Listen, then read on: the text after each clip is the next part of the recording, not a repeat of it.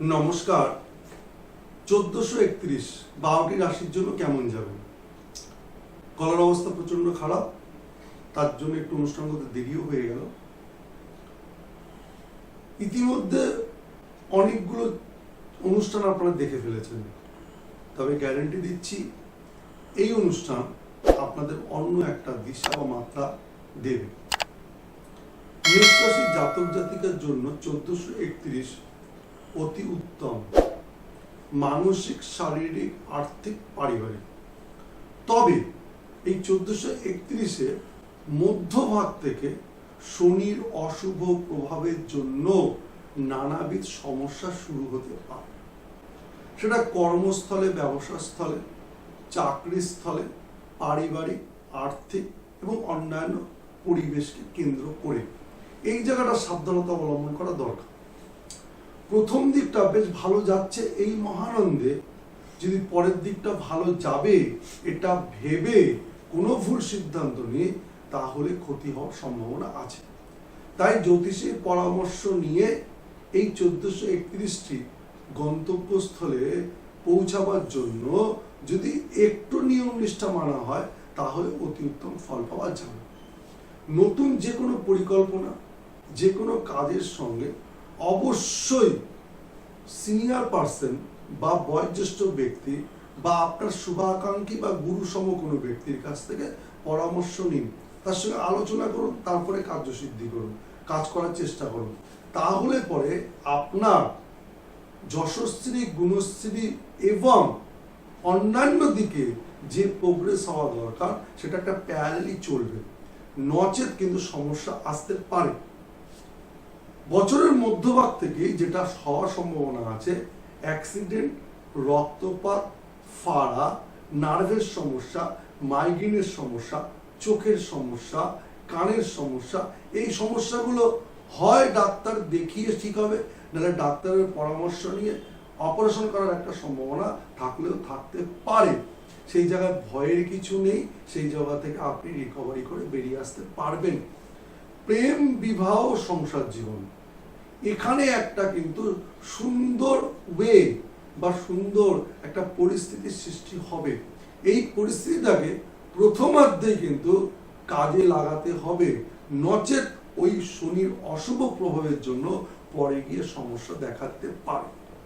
এবং যেহেতু মেষ রাশির অধিপতি মঙ্গল, মেষ রাশির কালার যদি আমরা দেখি তাহলে লাল বা গোলাপি বা লালচে বর্ণযুক্ত, তাহলে এই জাতক বা জাতিকারা পুরোটা বছর যদি খুব নিয়মিত লাল যে কোনো বিষয়ের উপরে গুরুত্ব করে নিজেদের জীবনকে অতিবাহিত করে তাহলে অতি উত্তম। তবে যারা বিবাহিত, সে বিবাহিত নারী হতে পারে, বিবাহিত পুরুষ হতে পারে, তাদের ক্ষেত্রে একটু মাথায় রাখতে হবে তার স্বামী বা স্ত্রী কোন রাশি অধীনে রয়েছে, তার কালারটা কি, তার উপরে বেস করে কম্বাইন কালার কিন্তু ব্যবহার করতে হবে, নচেত সমস্যার সৃষ্টি হতে পারে। ধরে নি মেষ রাশির জাতক জাতিকার মধ্যে স্বামীর হয়তো কোনো কারণে তুলা রাশি বা স্ত্রী কোনো তুলা রাশি, তাহলে পরে এখানে সাদা এবং লালের কিন্তু কম্বিনেশনটা আসে না, তাতে কিন্তু একটা মানসিক দ্বন্দ্ব বা অসম্পূর্ণতা সারাটা বছর এটা থেকে থাকবে। তো এইখানে এই রাশির বা গ্রহের অবস্থানের উপরে যে কম্বিনেশনটা কার্যকারী ফল প্রদান করবে সেই জায়গাটা দেখতে হবে, লগ্নটাও দেখার কিন্তু প্রয়োজন আছে। তাহলে লালের উপরে কিভাবে গুরুত্ব দেবো? লালের উপরে এইভাবে গুরুত্ব দেবো, যে কোনো বস্ত্র আদি, হ্যাঁ, খাদ্য, যেখানে যেখানে ফল হতে পারে, মিষ্টি হতে পারে, এবং পাত্র যেটা আমরা ব্যবহার করি, সাধারণত তাম্র পাত্র ব্যবহার করা আমাদের জন্য বাঞ্ছনীয়, সেখানে আমরা তাম্রপাত্রের জল, তাম্রপাত্রে খাওয়ার, এই ধরনের, এবং যে সকল আমরা জিনিস ব্যবহার করি সাধারণত দৈনন্দিন জীবনে, সেখানে যদি সম্ভব হয় তাহলে বিছানার চাদর, বালিশের ওষার, পর্দা ইত্যাদি ইত্যাদি। এবং যখন আমরা লিখবো কোনো কিছু গুরুত্বপূর্ণ সই বাদ দিয়ে যদি আমরা কিছু লিখি তাহলে সেটা লাল কালিতে লেখার চেষ্টা করবো। তবে অ্যাপ্লিকেশন করার সময় এটা মাথায় রাখতে হবে, লাল কালিটা অনেক সময় প্রযোজ্য হয় না, তাই সেই জায়গাটা কিন্তু একদমই নয়। এবং ওই লাল কালিটা এমন একটা কাজ করতে পারেন, আপনি অ্যাপ্লিকেশনের মধ্যে ডট গুলোকে লাল কালিতে ইউজ করতে পারে। ধরুন আপনি একটা কোনো লেখা লিখলেন, একটা সেন্টেন্স কমপ্লিট, একটা ডট দিতে চাইছেন, ওই ডটটা লাল কালি দিয়ে দিন। ওটা চোখেও পড়বে না, কিন্তু আপনার কার্যসূচিতে যথেষ্ট পরিমাণে অ্যাপ্লিকেবল হবে। এটাকে একটা কালার থেরাপি বলা হয়। সব জায়গাতে সবকিছু অ্যাপ্লিকেবল না, কিন্তু অ্যাপ্লিকেবল করার জন্য যে পরিস্থিতি করা দরকার সেটার প্রয়োজন আছে। তাহলে আলটিমেটলি টোটাল আমরা যদি দেখি 1431 মেষ রাশির জন্য কিন্তু কোনো অংশে খারাপ ফল প্রদান করছে না। যার শুরু ভালো তার শেষ ভালো, এটাও তো বলে নাকি? তবে শুরুটা এতটাই ভালো যে শেষটাকে সামাল দেওয়ার জন্য অবশ্যই মধ্যভাগ থেকে সুডিসিশনের প্রয়োজন আছে। ইতিমধ্যে যে সকল কথাগুলো রাশিকে কেন্দ্র করে বললাম, ভালোও বলেছি, খারাপও বলেছি, সাবধানও করেছি এবং সাবধানতার সঙ্গে জীবনকে অতিবাহিত করতেও বলেছি। সবকিছুর মধ্যে দিয়ে আমাদের সনাতনীয় শাস্ত্রতে সর্বদাই সর্বক্ষণ চেষ্টা করা হয়েছে বেদ ও সূত্র থেকে, বেদের যুগ থেকে, যে আমরা কিভাবে লাইফস্টাইলটাকে ভালো করতে পারি। এবং এই লাইফস্টাইলের মধ্যে আমাদেরকে ঈশ্বরের নামকীর্তন, মন্ত্র জপ এবং নিয়ম নিষ্ঠার কথা বলা হয়েছে। এই নিয়ম নিষ্ঠাগুলোকে আমরা তৎকালীন ভাষার পরিপ্রেক্ষিতে টোটকা বলে থাকি। তবে যে সকল জাতক বা জাতিকারা ভালো শুনলেন তারাও টোটকাটি পালন করুন, যারা ভালো শোনেননি তারাও টোটকাটি পালন করুন এবং পরিবারের সবাইকে এই টোটকাটি পালন করতে সাহায্য করুন। কি করবেন? খুব ভালো জিনিস, সেটা হচ্ছে আমাদের বাড়ির দুটো কোণকে আমরা সবসময় পজিটিভ কোণ বলে থাকি। একটি হচ্ছে ঈশান কোণ, আর একটা হচ্ছে অগ্নিকোণ। ঈশান কোণ হচ্ছে উত্তর এবং পূর্বকে কেন্দ্র করে, অগ্নিকোণ হচ্ছে পূর্ব এবং দক্ষিণকে কেন্দ্র করে। অগ্নিকোণেতে আপনি নিয়মিত প্রদীপ জ্বালান, ঘি বা তিলের তেল দিয়ে প্রদীপ জ্বালান। যদি তিলের তেল দিয়ে প্রদীপ না জ্বালাতে পারেন তাহলে ঘিয়ের মধ্যে কিছুটা পরিমাণে তিল দিয়ে তারপরে প্রদীপটা জ্বালান এবং প্রদীপটা অবশ্যই 66.5 ডিগ্রি কোণে রাখার চেষ্টা করবেন। 66.5 ডিগ্রি কোণে রাখার চেষ্টা করবেন। যারা 66.5 ডিগ্রি কোণ বোঝেন না তারা চেষ্টা করবেন সেটা একটু হেলিয়ে রাখা, অর্থাৎ পূর্ব দিকে একেবারে না রেখে একটু হেলিয়ে রাখা। 2 নম্বর, এটা এভরিডে করবেন এবং পারলে পরে বাড়ির প্রতিটা ব্যক্তিকে নিজের মতন করে করতে বলুন। সন্ধ্যেবেলা প্রতিদিন স্নানাদি সম্পূর্ণ করে বাড়ির ঈশান কোণে চলে যান। ঈশান কোণেতে যদি কোনো কারণ নোংরা আবর্জনা এটা ওটা থাকে তাহলে আগে থাকতে পরিষ্কার করিয়ে রাখুন। অনেকেরই বাড়ির ঈশান কোণেতে বাথরুম, পায়খানা, অমুক কিছু থাকে, তবে সেই জায়গাটা একদম ঈশান কোণের মধ্যে, ঈশান কোণটা যাতে পান বা ঈশান কোণের দিকে তাকিয়ে যেখানটা দাঁড়িয়ে আপনার সম্ভব হচ্ছে সেই জায়গাটায় দাঁড়িয়ে 1 ঘটি তাম্রপাত্রে জল নিন। জল নেবার পরে সঙ্গে একটি ফুল নিন। ফুল নেবার পরে ঈশান কোণে দাঁড়িয়েই আপনি দেবাদিদেব মহাদেবের মন্ত্র জপ করুন। দেবাদিদেব মহাদেবের মন্ত্র জপ করুন, সেটা ওম নমঃ শিবায় হতে পারে। ব্রহ্মার মন্ত্র জপ করুন, ওম ব্রহ্মায় নমঃ হতে পারে। সরস্বতীর মন্ত্র জপ করুন, ওম ঐং শ্রী শ্রী সরস্বতী নমঃ। জপ করার পরে 3 দেবতার নামে 3 বার জল প্রদান করুন এবং 3টে ফুল প্রদান করুন। 3টে ফুল প্রদান করার পরে আপনি মনের ইচ্ছা বলে, মনের কথা বলে ওই জায়গা থেকে সরে আসুন।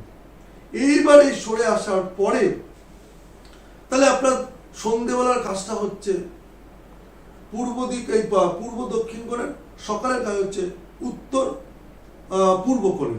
এই কাজটা আপনি যদি কোনো কারণবশত না করতে পারেন তাহলে আপনার বাড়িতে থাকা শুভাকাঙ্ক্ষী কোনো ব্যক্তি যিনি বাড়িতে থাকেন, বাড়ির সঙ্গে এক অঙ্গভাবে যুক্ত রয়েছে, তাকে আপনার নাম ধরে করাতে পারেন। সেও আপনার নাম ধরে করতে পারে, আপনার জন্য প্রার্থনা চাইতে পারে। এতে আপনার বাড়িতে বাস্তুর শুভ প্রভাব বৃদ্ধি পাবে। 1, 2 নম্বর, অগ্নিকোণের শুভতার জন্য লক্ষ্মীশ্রী বৃদ্ধি পাবে, আর্থিক শ্রী বৃদ্ধি ঘটবে। 3 নম্বর, সরস্বতী কোণের শুভতার জন্য আপনার বুদ্ধির বিকাশ ঘটবে। আপনার মধ্যে ত্যাগ, ক্ষমা, শক্তি প্রধান পাবে। আপনার মধ্যে জ্ঞান ভাণ্ডার বৃদ্ধি পাবে এবং আপনার মধ্যে সবকিছু সমাহিত করার ক্ষমতা বৃদ্ধি পাবে। যে কোনো নেগেটিভ এনার্জিকে আপনি গ্রহণ করার পরেও আপনার জীবনে কোনো অশুভ প্রভাব ফেলতে পাবে না, পজিটিভ এনার্জি বৃদ্ধি পাবে। এই দুটো সম্পূর্ণ করার পরে আপনি রবিবার করে, পূর্ব কোণের কারক হচ্ছে রবি, পূর্ব এবং উত্তর দক্ষিণ কোণের কারক হচ্ছে রবি। রবিবার করে আপনার সামর্থ্য অনুযায়ী আপনি যে কোনো বয়োজ্যেষ্ঠ ব্যক্তিকে কিছু দান করুন এবং দান করার পরেতে তাকে বলুন তুমি ভালো থাকো, ভালো রেখো, এটা বলুন। তাতে আপনার মনোমানসিকতা বৃদ্ধি পাবে, ভালো পজিটিভ এনার্জি পাবে এবং আপনার আর্থিক স্থিতি বৃদ্ধি পাবে এবং তার আশীর্বাদ আপনার জীবনে ফলদায়ক হবে। দাবার থেকে দুবার বেশি কাজ, এটা মাথায় রাখুন। তাহলে এই তিনটে টোটকা আপনি নিয়মিত করুন, পরিবারের জন্য করুন, পরিজনের জন্য করুন, আপনার নিজের জন্য করুন এবং যেদিন যেদিন আপনার পক্ষে সম্ভব সেদিন করাবার চেষ্টা করুন। মাসে একবার পূর্ণিমা এবং অমাবস্যা, পূর্ণিমাতে আপনি পশ্চিম দিকে তাকিয়ে প্রদীপ ভাসান আর অমাবস্যাতে দক্ষিণ দিকে তাকিয়ে প্রদীপ ভাসান। সেটা জোয়ারের জলে হোক আর ফাটার জলেতেই হোক, প্রদীপ ভাসানোর সময় মাথায় রাখবেন একটা হাঁড়ি নিন, হাঁড়ির মধ্যে একটি বড় বড় প্রদীপ দিন, প্রদীপ দিয়ে তার মধ্যে সলতে দিন এবং প্রদীপটাকে আপনি তেল দিয়ে হোক ঘি দিয়ে হোক জ্বালিয়ে ভাসান এবং যতদূর পর্যন্ত দৃষ্টি যায় প্রদীপটাকে দর্শন করুন রাতের অন্ধকারে, মানে সন্ধ্যের পরে, এবং তার আনন্দ আপনি উপভোগ করুন এবং মনের মধ্যে পজিটিভ এনার্জি ফিল করুন। আপনার লাইফ বদলে যাবে, গ্যারান্টি দিচ্ছি। আশা করি আপনাদের এই চারটে টোটকা আপনাদের জীবনকে সুস্থ, সবল, সুন্দর রাখবে। অনুষ্ঠান ভালো লাগলে, টোটকা ভালো লাগলে অবশ্যই জানাবেন। ভালো থাকুন, সুখে থাকুন, ঈশ্বর মঙ্গলময় জীবন প্রদান করুন। ওম সর্বমঙ্গলা মঙ্গলে শিবে সর্বার্থে সাধিকে শরণ্যে ত্রম্বকে গৌরী নারায়ণী নমস্তে।